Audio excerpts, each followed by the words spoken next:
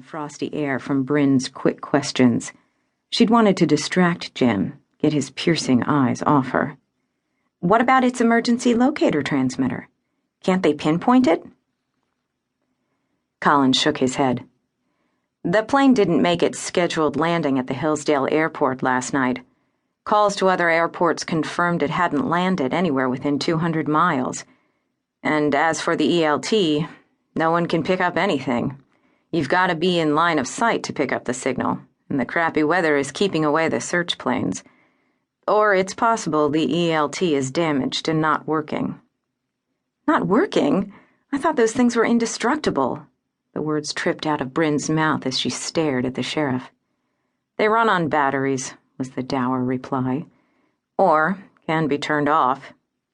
The group grumbled in unison at the information. No luck with the radar? Jim asked. The sheriff grimaced. Apparently there are several radar gaps going over the Cascades.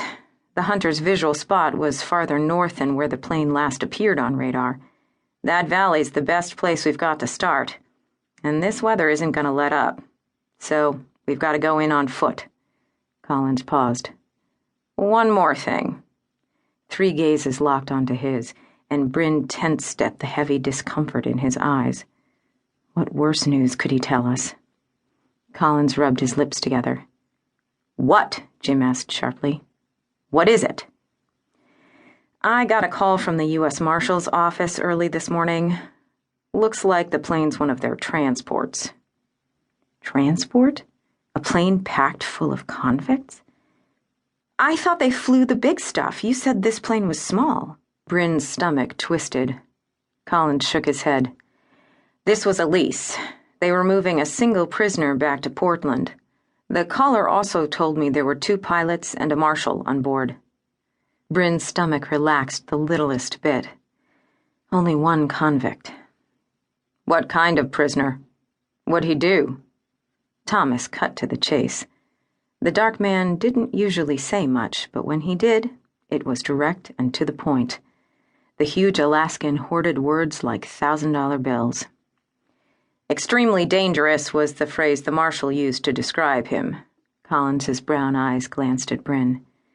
He didn't get more specific, but I could tell he was uncomfortable with the idea that the guy might be loose, even in this freezing wilderness. Brynn looked steadily at the sheriff. He wanted to suggest she sit this search out, but he didn't dare say the words. Her team's first instinct was to keep her out of harm's way. She was a nurse, not a cop. Thomas and Jim were both deputies with the Madison County Sheriff's Office, and she was the only one without a gun or 2 hidden on her body. Her job as a death investigator with the medical examiner's office didn't require firepower. Her role on the team was strictly medical support and investigation. She glanced around the dreary clearing. Where's Ryan? He's going in with us, right? Brynn asked Collins. Ryan Sheridan made up the 4th and final member of their SAR team. The young, energetic cowboy of a cop worked for the city of Salem and volunteered for the rescue team. Just like the rest of them. No bonus pay here. Collins's cell phone rang. He glanced at its face as he answered Brynn's question. Ryan should be here any second. I called him at 6 this morning. Same as you guys. I gotta take this call. It's the marshal's office again. Hang tight for a minute. He stepped away from the truck. Brynn glanced at the other 2 men. Marshals? Like in The Fugitive or Con Air? Images of Tommy Lee Jones and John Cusack dashed through her mind. Extremely dangerous. What the hell does that mean? Muttered Jim. A fucked up felon, probably. A damn rapist who likes little girls or a murderer who likes to feed his victims their fingers before he finishes them off. A piece of shit I don't want to waste my time on in this fucking weather. Jesus, Jim, thanks for the lovely images. Brynn swallowed the lump in her throat and took another look at the dark sky. A rapist? Murderer? Jim clomped his waterproof boot in a puddle, sending muddy water shooting in all directions. Hate the rain. Classic March in Oregon. Beats hiking in during a snowstorm, Thomas spoke up. He'd removed the hood from his parka, pulled the collar up.